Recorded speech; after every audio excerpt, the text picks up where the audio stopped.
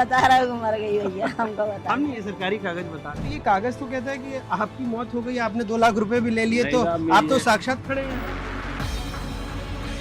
ये तफ्तीश उन कागजी मुर्दा लोगों की है जो जिंदा हैं, लेकिन सरकारी कागजों में उन्हें मार दिया गया, फिर उन्हीं को नॉमिनी बनाया गया और श्रमिक बोर्ड से मिलने वाली 2 लाख की राशि किसी और ने निकाल ली।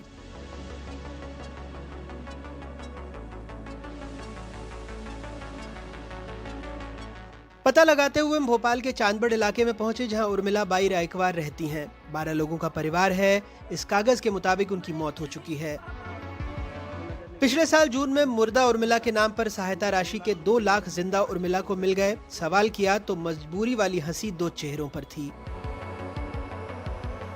बता रहा हूँ मर गई भैया, हमको बता। हम नहीं, ये सरकारी कागज बता रहे हैं, और ये भी बता रहे हैं कि आपके नाम पर इस खाते में 90271 बाकी जो भी है 3167, इसमें 2 लाख रुपए मिल गए हैं आपको 5/6/2023 को। मतलब आज से 7-8 महीने पहले आपको 2 लाख मिल गए, आपकी मौत भी हो गई। नहीं हुए न हमारी न जिंदगी में, तो न 2 लाख मिले, मुझे कुछ भी नहीं मिला। मुझे तो मैं तो भैया चौका बर्तन करती थी, झाड़ू पोछा भी छोड़े मैंने 2-1 साल हुई जब से ये हटे का आया था ना, जब से छोड़ा मैंने काम, जब से गई नहीं कहीं काम करने, जाने नहीं देते बच्चे। हैरत नहीं होगी तो अपने पैसों की कि मरने के बाद में हमारे बच्चों को तो मिलते कम से कम।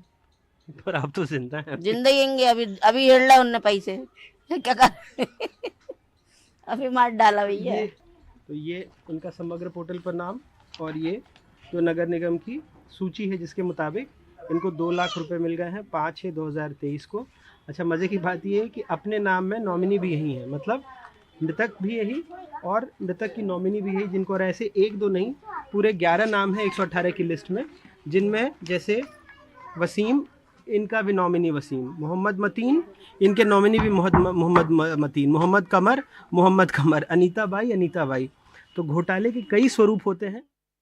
इस कहानी से हो सकता है कि सिस्टम पर आप हंसें, तरस खाएं या फिर गुस्सा करें, लेकिन तमाम ऐसे लोग हैं जिनको पता ही नहीं कि उनके नाम पर इसी सिस्टम में क्या क्या खेल हो रहे हैं।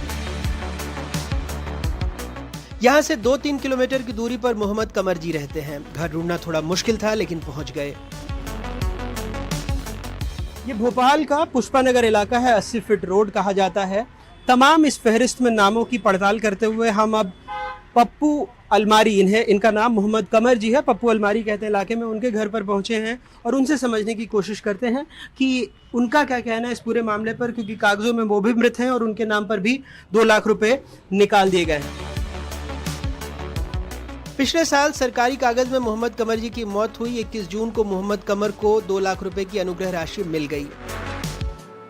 ये मोहम्मद कमर जी हैं, 48 साल के, 1974 उनकी पैदाइश है, और ये वो सूची है 118 लोगों की जो बता रही है यहाँ पर मोहम्मद कमर जी 2 लाख रुपए इनके नाम से निकले हैं। तो ये कागज तो कहता है कि आपकी मौत हो गई, आपने 2 लाख रुपए भी ले लिए, तो आप तो साक्षात खड़े हैं। नहीं, ये देख के मैं तो करेगी, इसलिए मैं एप्लीकेशन लगा रहा हूँ कि मेरा कार्रवाई करी है मेरे लिए ये, और इसकी जानकारी हासिल करी है, किसने क्या करा है, कागजों में गड़बड़ी, इसकी पूरी जाँच करी जाए।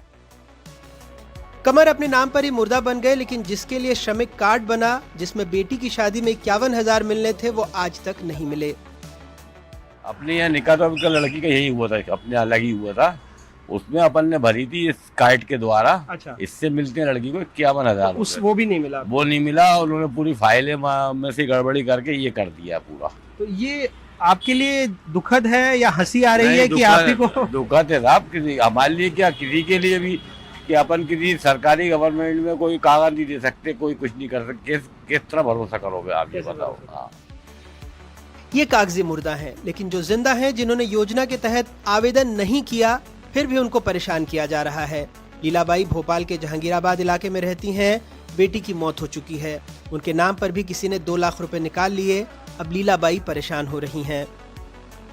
हाँ, बेटी खत्म हो गई, उसके नाम पे जब भी घोटाला कर दिया, अजय नगर निगम वाले जाने, हम नहीं जाने।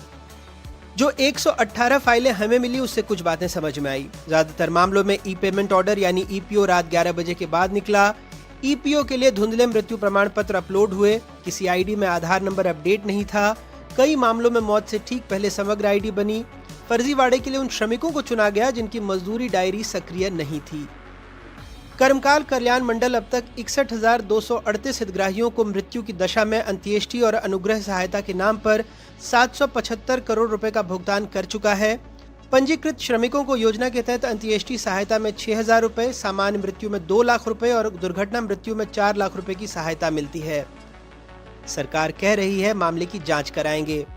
देखिए, जो भी इस प्रकार से गलत काम करेंगे वो सभी को जो भी उनके खिलाफ कार्रवाई हो सकती है वो होती है।